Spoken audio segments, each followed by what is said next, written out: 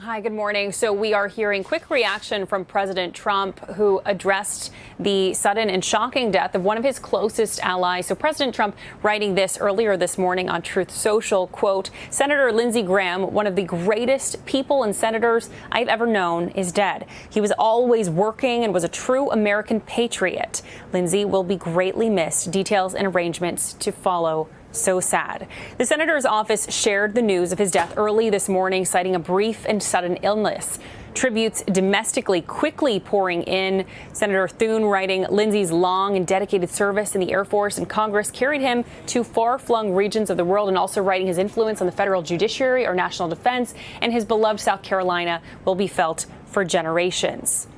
Graham especially advised Trump on foreign policy matters such as Iran and Russia, and he had just returned from Ukraine and on Friday announced an agreement with the Trump administration to move forward on a package of Russia sanctions. The South Carolina Republican was a fierce advocate for Ukraine. He traveled there repeatedly since the start of Russia's invasion, and this is what Ukrainian President Volodymyr Zelensky had to say. He reacted writing, quote, Lindsey was a true defender of freedom and the values that make our world safer. We heard, as you mentioned, in that interview from Israeli Prime Minister Benjamin Netanyahu calling him a patriot, and Graham was seeking a sixth year as a Senate term in November. Before his service in public office, Graham served 6.5 years in the U.S. Air Force as a military lawyer and serving in Germany for that. He later served in the Air National Guard and Air Force Reserve. He was an active member of his church. He never married or had children, but after both of his parents died when he was in college, he took care of his younger sister, becoming her legal guardian. His family, in this incredibly difficult time, are asking for their privacy and thanking everyone for these tributes and prayers. Lindsey Graham's replacement is entirely in the hands of South Carolina and the governor there. But are you hearing anything out of the White House about any interest that the president might have, one way or the other, in who Lindsey Graham's replacement might be? Well, no public comment on that just yet. We do expect to hear from the president later today, inevitably more, whether it's on Truth Social, other statements. But Lindsey Graham, again, this was a shocking development this morning. He was actually supposed to speak on Meet the Press later this morning. So we do expect, according to that network, that not only Israeli Prime Minister Benjamin Netanyahu, but President Trump will speak in his place as well. So we could hear some more developments there. But at least as it stands right now, more tributes and condolences for the family and remembering Lindsey Graham, who is 71 years old.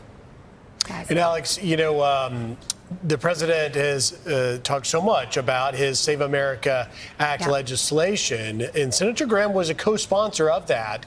And one of the White House's perhaps strongest allies in the Senate on that. The president obviously just refused to sign the housing bill because of his protest over how Save America Act was being handled. Graham was working very hard to get that across the finish line for the White House.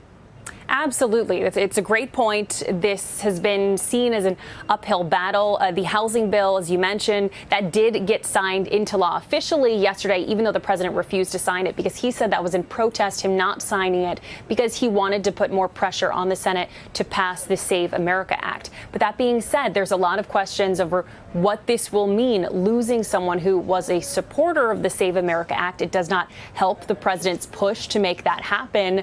There will inevitably be a lot of conversations as to how this all moves forward, how this shakes up as a result. And it will be interesting to see in the hours that follow. Do politicians point to the next moves? Do they take a beat and just remember someone today on the day as people are learning about their death? It's always interesting to see after someone dies, especially in a public office, how quickly the conversation changes from remembering them to how do we navigate where we go from here?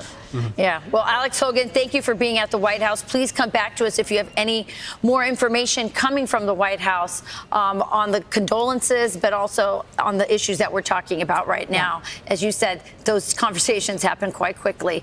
Alex Hogan at the White House. Thanks, Alex.